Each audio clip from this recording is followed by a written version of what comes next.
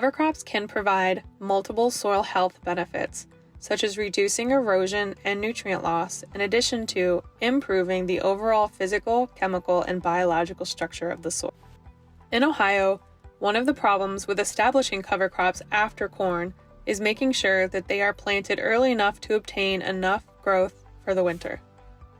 One way to make sure your cover crops have the best chance of survival is to plant them even earlier by interseeding them between the corn rows when the corn reaches the 5th to 7th collar stage of development. This allows the planting of cover crop species that otherwise can't be seeded until after the harvest of full season corn. One of the issues with interseeding cover crops is how to control weeds in the corn without killing the cover crops. The only non-selective herbicides to control weeds in herbicide-resistant corn and not have any residual effects are glyphosate, also known as Roundup, and glufosinate, also known as Liberty. These herbicides can be applied just before or at planting of your cover crops to obtain control of any weeds present, yet not injure the cover crop.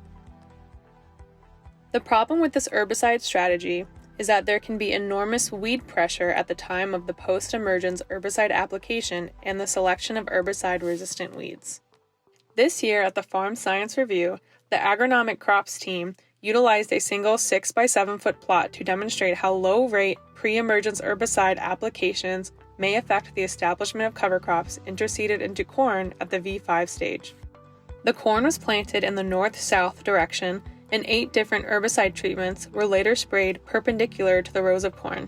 Several non-treated strips were left as controls and to evaluate the weed presence at the time of planting. The cover crop species were seeded in June 2020, 21 days after the application of pre-emergence herbicide, and included forage brassica, rye, crimson clover, annual ryegrass, red clover, hairy vetch, radish, rape, and turnip. There was enough moisture to have most of the cover crops emerge to some degree. However, abnormally dry conditions up until the end of August caused most of the species to be severely wilted or die, particularly the turnip. The 2 cover crop species that fared the best were annual ryegrass and red clover.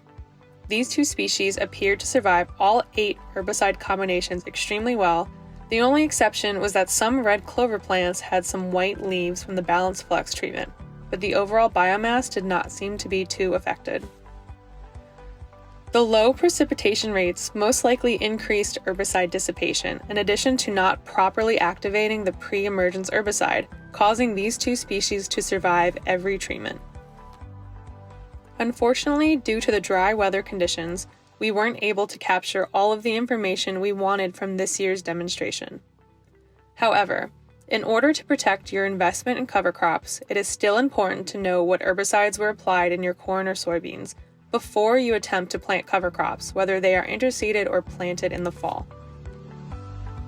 Incorporating cover crops into your management system can help you achieve your soil health goals, but proper weed control and herbicide management tools will ensure that your cover crops have the best chance of survival.